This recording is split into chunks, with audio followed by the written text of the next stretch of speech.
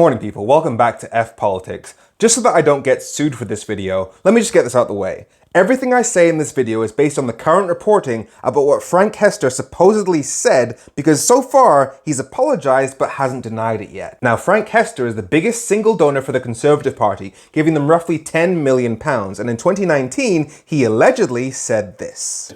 It's like trying not to be racist, but you see Diane Abbott on the television and you just want to hate all black women because she's there. I don't hate all black women, but I think she should be shot.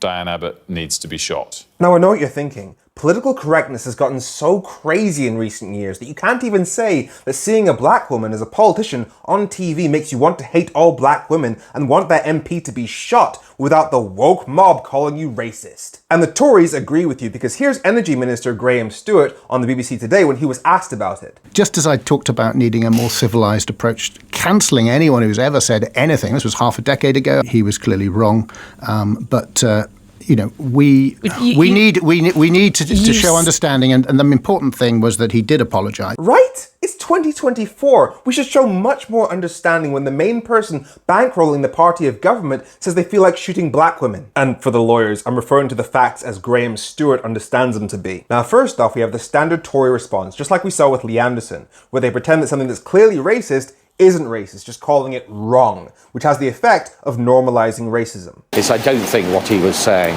was a gender-based or a race-based comment, but it was clearly inappropriate. He has apologised, and I think we need to move on from that. Yeah, because saying that seeing one black woman makes you want to hate all black women in general, nothing prejudicial or racist about that at all. See, this is where that whole I don't see color thing gets you. People just completely denying racism even when it's right there in your face. But today they went further than that, because this was the response from Graham Stewart, the Energy Minister, when he was asked about the £10 million that Frank Hester has given the Conservative Party. So somebody else that might have said things like this in the past, you welcome their money?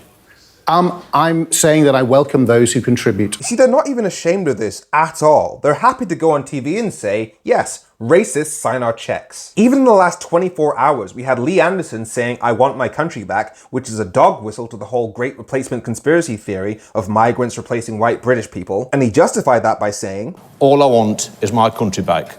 Now, this may sound offensive to the liberal elite, but it's not offensive to my friends, my family, my constituents, and some of my donors. Literally admitting he says racist shit because his donors are happy with it. And the Tories have been really clear. They do not mind telling the public that they do whatever their donors tell them to do. Because remember Nadine Dorries literally begging Tory MPs not to get rid of Boris Johnson just before they had that vote? The Conservative Party donors have said themselves that they aren't going to support the party if the Prime Minister is removed. I think a number of MPs in marginal seats need to hear that and need to understand what they're doing. £18 million those donors have donated to the Conservative Party over recent times. It's those donors that have helped us to win the election, and they need to hear that message. Literally saying, our donors decide who our Prime Minister is. And then surprise, surprise, the Tories voted to keep Boris Johnson as PM. So these people, they don't have principles. They're not particularly passionate about social issues. They just don't care. It's a tool for them. In 2019, there was three things that won us the election. It was nothing to do with me.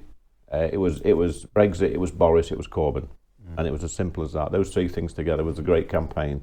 Great ingredients. At the next election, we haven't got those three things. So we're going to have to think of something else. It'll probably be a mixture of culture wars and trans debate. And when Lee Anderson said that, he was the deputy chair of the Conservative Party. So using trans people as a political football, that was a playbook that he wrote. A playbook that Rishi Sunak continued to play from, leading to him making fun of trans women in Parliament while the mother of a murdered trans teenager was there with them. Similarly, Boris Johnson doesn't give a shit what he says either. I've got a brilliant new strategy, which is to make so many gaffes that nobody knows which one to concentrate on. So they cease to be newsworthy. They cease to be newsworthy. You completely outgeneral the media in that way, and they despair. Which is why he did stuff like likening Muslim women to bank robbers, which led to a 375% increase in hate crime against Muslim people. See, this is all a game to them, a game they're being paid to play by racists like Frank Hester. As I said, all they care about is money and power, and the people with money and power in the UK tend to look a lot more like Frank Hester than Diane Abbott. So we get policies that favour rich white men a lot more than they favour poor black women. Now yes, of course, Diane Abbott is not poor, but Frank Hester's comments attacked all black women. And according to the government's data, black families are the poorest in the UK, and black women obviously face the gender pay gap on top of that. Which is why Frank Hester's comments fit into a very specific type of hatred called misogynoir. And the thing is, the public doesn't want this kind of hatred forced upon us. We have consistently voted for parties to the left of the Conservatives in almost every single election since World War II. And yet, a party with only a minority of the vote, funded by billionaires, gets to sit in Downing Street and rip our society apart. So we'll only get to the more united and equal country that we all want if we A, have a fair voting system, and B, have laws that limit the influence of money on our politics. I'm Femi. Make sure you follow F Politics so politics doesn't F you. Have a great week.